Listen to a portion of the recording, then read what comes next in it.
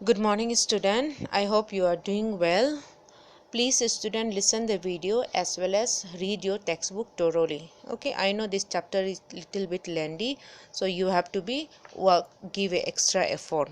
Okay, now till last video what we learned, हमने देखा कि ईस्ट इंडिया कंपनी ने बंगाल में नवाब लोगों को रिमूव करने के बाद, वहाँ पावर इस्टेब्लिश करने के बाद साउथ में कैसा टीपू सुल्तान और उसका किंगडम को उन लोगों ने कैप्चर किया। राइट नाउ उसके बाद साउथ में जब टीपू सुल्तान का मैसूर को कैप्चर करने के बाद, कंट्रोल करने के बाद, the next their focus was with Marathas, as I told you, जो कि उन लोगों के लिए बहुत बड़ा खतरा था। राइट उसको भी हमने देखा कि लास्ट पेशवा को कानपुर में उन लोगों ने पेंशन के साथ में ट्रांसफ़र कर दिया। सो मतलब एक एक करके इंडियन रूलर जो भी उनको खतरा लगते थे, उनको ब्रिटिश जो है एक एक करके उनको अपने कंट्रोल में ले लिया। नाउ जिसके बाद उन्होंने ईस्ट इंडिया कंपनी ने अपने आप को पारामाउंसी अनाउंस किया। Paramountcy means it is a supreme power, सबसे ऊंचा सबसे बड़ा पावर। ओके नाउ ये पारामाउंसी किसने इंट्रोड्यूस किया, किसने क्लेम किया? क्लेम मतलब बोलना। ओके सो किसने सबसे पहले ये पारामाउंसी वर्ड यूज़ किया? That was the Lord Hastings. Okay general governor थे उस समय में। Before that I will just tell you, East India Company जो है 3 प्रेसिडेंसी स्टेट इस्टेब्लिश किए थे। ठीक है, मैंने आपको प्रेसिडेंसी स्टेट के बारे में भी बताए थे। सो प्रेसिडेंसी स्टेट जो है बेसिकली एडमिनिस्ट्रेटिव सेंटर। ठीक है, ईस्टर्न स्टेट के लिए उन लोगों ने कलकत्ता को प्रेसिडेंसी स्टेट बनाया। साउदर्न पार्ट ऑफ इंडिया के लिए उन लोगों ने मद्रास को प्रेसिडेंसी स्टेट बनाया। And western part of India के लिए उन लोगों ने बॉम्बे को प्रेसिडेंसी स्टेट बनाया। ये तीनों का नाम अब आज चेंज हो गए। कलकत्ता हो गया कोलकाता, मद्रास हो गया चेन्नई, बॉम्बे हो गया मुंबई। ओके सो उस समय में उन लोगों ने ये तीनों को प्रेसिडेंसी स्टेट बनाया। हर एक प्रेसिडेंसी स्टेट में उन लोग गवर्नर अपॉइंट करते थे। उसी गवर्नर के थ्रू हर एक रीजन को उन लोग कंट्रोल करते थे। ठीक है, general governor is somebody who is under above all of them. Okay, general governor जो है ये तीनों गवर्नर के ऊपर, यू कैन से आज के समय में जैसा प्राइम मिनिस्टर है। ओके सो उस समय में 1813 से लेकिन 1823 10 ईयर्स के लिए जो जनरल गवर्नर थे लॉर्ड हेस्टिंग ने सबसे पहले क्लेम किया है कि British rule in India is a paramountcy. मतलब ब्रिटिश रूल के आगे में इंडियन जितना भी रूलर्स है, इंडियन जो भी रूलर है, उनका पावर कुछ नहीं है। मतलब सुप्रीम मतलब हाईएस्ट अथॉरिटी जो है इंडिया में अभी ईस्ट इंडिया कंपनी का है। ठीक है, पारामाउंसी दैट मीन्स।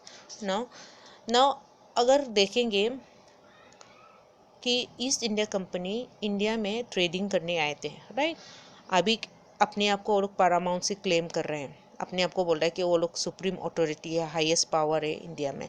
लेकिन आए क्या थे इंडिया में? क्या के लिए आए थे? वो लोग ट्रेडिंग करने के लिए। राइट सो इसीलिए बहुत सारे ऐसे इंडियन लोग थे जिसने ब्रिटिश के खिलाफ आवाज़ उठाया। ठीक है, बहुत लोगों का नाम हमें पता है, इतिहास में हमने मूवीज़ वगैरह में भी देखा कि बहुत लोग ब्रिटिश के खिलाफ लड़ रहा है। राइट लेकिन there are so many other people whose names we don't know. Okay, इतिहास में उसका नाम नहीं है, नाम हमने नहीं सुना, लेकिन जिन लोगों ने आवाज़ उठाया ब्रिटिश के खिलाफ। ओके ऐसा ही आपके टेक्स्ट बुक में 2 इंसान का नाम मेंशन किया है। एक है रानी चिन्नम्मा जो कर्नाटका से थी sorry, she was a very common lady. Okay normal lady जिसने ब्रिटिश के खिलाफ हथियार उठाया। ब्रिटिश का यही पारामाउंसी के खिलाफ उन्होंने हथियार उठाया था, जिसको ब्रिटिश ने 1824 में अरेस्ट किया और वो जेल में ही अपना दम तोड़ दिया। ओके 1829 में। और उसके बाद दूसरा और एक इंसान, वेरी कॉमन पीपल, चौकीदार means watchman. Okay he was the watchman whose name was Raiyana. Okay Raiyana जो एक चौकीदार वॉचमैन थे, उसने भी ब्रिटिश के यही पारामाउंसी के खिलाफ उसने आवाज़ उठाया।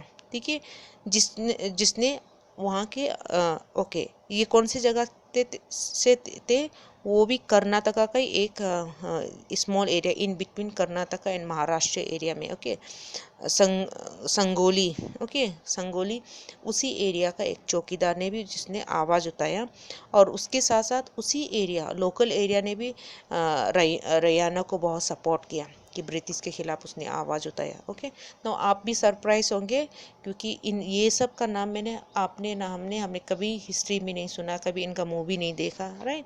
हमें टीपू सुल्तान के बारे में पता है, रानी लक्ष्मीबाई के बारे पता है जिन्होंने ब्रिटिश के खिलाफ आवाज़ उठाए थे, right. So the point is, इन लोगों के अलावा भी ऐसा बहुत सारे इंडियन लोग जो है ब्रिटिश के खिलाफ आवाज़ उठाए थे, जिनका हमें बहुत लोगों का हिस्ट्री में नाम भी हमें नहीं पता, लेकिन जिन्होंने ब्रिटिश के खिलाफ आवाज़ उठाई। ठीक है, so it is very encouraging कि ऐसा भी लोग थे, राइट, लाइक रैयाना हुआ से चौकीदार, राइट, हुआ से वॉचमैन। सो ऐसा कॉमन लोग भी क्या था, ब्रिटिश के इस रूल से कोई भी खुश नहीं थे जो उन ब्रिटिश के खिलाफ आवाज़ उठाए। ओके, नाउ अभी तक हमने देखा कि ईस्ट इंडिया कंपनी जो है उन्होंने ईस्टर्न पार्ट को कंट्रोल कर लिया, साउदर्न पार्ट को कंट्रोल कर लिया, then western part Maharashtra area that Marathas को हराने के बाद कंट्रोल कर लिया।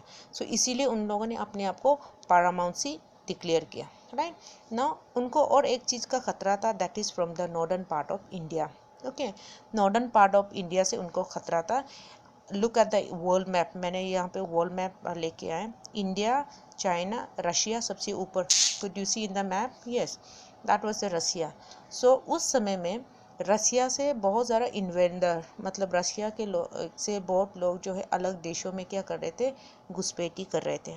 ठीक है, नाउ ब्रिटिश को अभी इंडियन लोगों से डर नहीं है, क्योंकि उन्होंने बंगाल में नवाब लोगों का पावर हटा दिया, सदर्न पार्ट में टीपू सुल्तान जैसा इतना पावरफुल लीडर को उन लोगों ने कंट्रोल कर लिया, राइट, मराठास लोगों को कंट्रोल कर लिया। तो इसको इसीलिए उसको इंडियन लोगों से खतरा नहीं है, उनको खतरा they was afraid of Russian. Okay, Russian लोगों के इन्वेंडर से उनको डर था। So please student look at the map, India which is in the brown colour, yellow colour में चाइना द बिग कंट्री, उसके बाद ऊपर में रशिया। ओके, इसी रशिया से उन लोगों को डर है कि ये लोग इंडिया में ना आ जाए। ओके, इंडियन लोगों को ऑलरेडी उन्होंने कैप्चर करके रख लिया, इंडियन लोगों को कंट्रोल करके रख लिया। अब उनका डर था कि कोई बाहर वाले उनको चैलेंज ना करे। ओके, तो जिसके चलते क्या क्या उन लोगों ने 1830 में अपना टेरिटरी रशिया की तरफ एक्सपांड किया। ओके, इंडिया में अपना सेंटर बना के रशिया की तरफ उन्होंने एक्सपांड किया है। किसने? ईस्ट इंडिया कंपनी ने। ओके, उसके चलते 1838 से लेके 42 8 ईयर्स तक उन लोगों ने क्या क्या war between Afghan, look at this map again, Afghanistan. Okay, Afghanistan Russia से बिल्कुल नीचे वाले जो है अफगानिस्तान है, उन लोगों ने अफगान के साथ में वार किया है, जो कि इंडिया से वो लोग अफगानिस्तान में सीधा जाके लड़ाई नहीं किया, इंडिया को बेस बना के उन लोगों ने अफगान के साथ में लड़ाई किया। ओके, जिसके चलते सिंध आज के समय में पाकिस्तान में है, सिंध को उन लोगों ने कैप्चर किया 1843 में।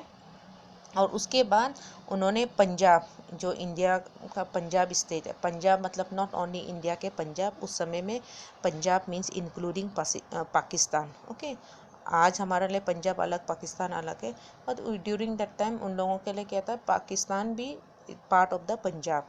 तो उन लोगों ने पंजाब को कैप्चर किया, दैट इज एनेक्स मतलब कंट्रोल किया 1849 में।